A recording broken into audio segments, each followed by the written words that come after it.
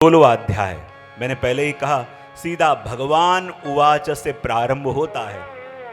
न अर्जुन का कोई संशय है उसके लिए, न अर्जुन ने कुछ पूछा ही है, लेकिन भगवान ने स्वयं उपदेश प्रारंभ किया। देखो, जब जब भी अर्जुन ने पूछा, कोई शंका व्यक्त करी, तो भगवान ने वो बताया जो अर्जुन जानना चाहता था, लेकिन बगैर प्रश्न किए। जब भगवान ने ये 16वां अध्याय बताया, तो ये वो जो भगवान अर्जुन को कहना चाहते थे। एक वो होता है कि जो व्यक्ति जानना चाहता है और प्रभु उसे उपदेश करे, प्रश्न पूछा जाए और उसका समाधान दिया जाए। और दूसरी बात वो होती है कि जो भगवान हमसे कहना चाहते हैं और भगवान सीधे कह रहे हैं, और अपन को लगे भगवान ने पूछे बिना। देखो आगे 7वें 9वें अध्याय में ये बात आपने संक्षिप्त में कही थी, लेकिन वो प्रश्न के उत्तर के रूप से कही थी।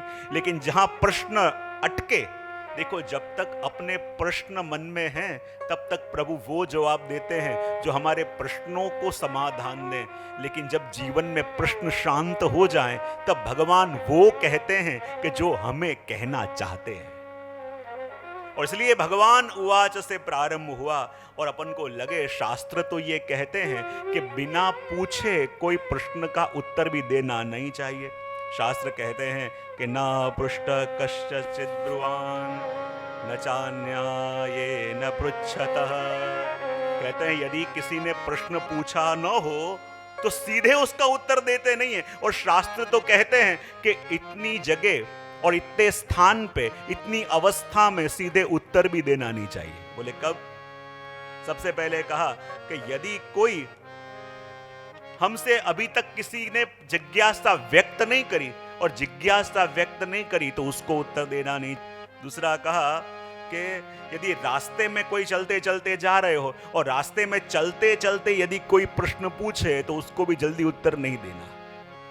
कहते हैं यदि कोई प्रश्न पूछे पर बिना आदर के प्रश्न पूछे तो उसको भी उत्तर देना नहीं चाहिए, ऐसा शास्त्र विधान है। आगे कहा कि बिना श्रद्धा के, यदि आपके अंदर उसको भरोसा नहीं है, सिर्फ परीक्षा करने के लिए पूछ रहा है, सिर्फ मापने के लिए पूछ रहा है, तो उसको भी उत्तर देना नहीं चाहिए। और कहा कि बिना प्रणाम किए भी प्रश्न पूछे तो उसको भी उत्तर देना नहीं चाहिए।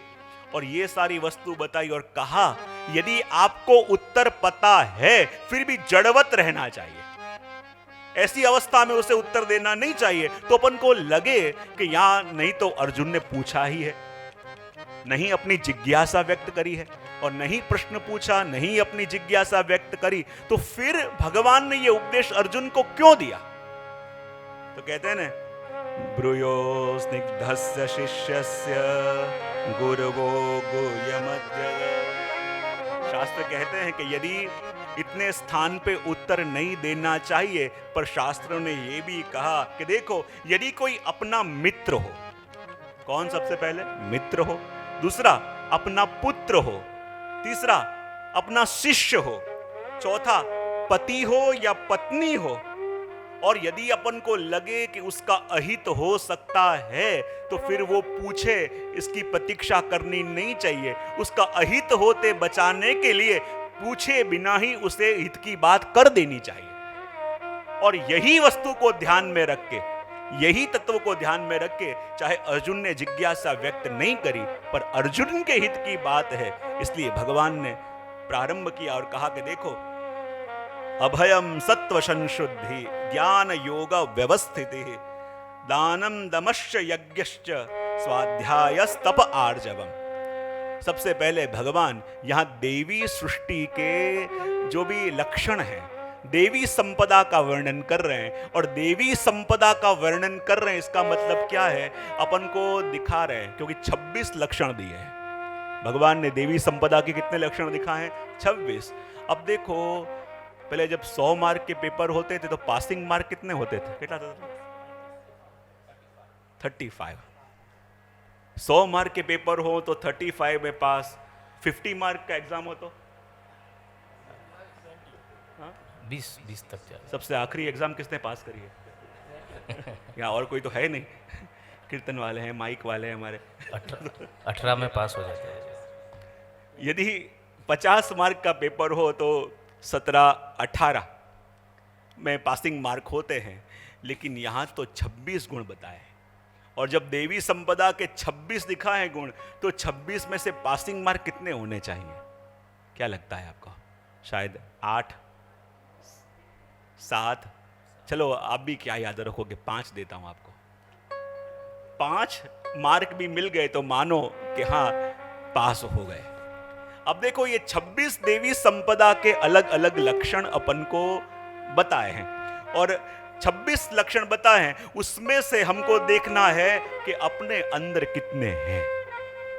और यदि अभी तक ये देवी गुण आए नहीं हैं तो मानो अभी भी अपन स्ट्रगल कर रहे हैं। एक वैष्णव होने का, एक भक्त होने का अभिनय सीख लिया है, लेकिन अंदर से अभी कोई परिवर्तन हुआ नहीं।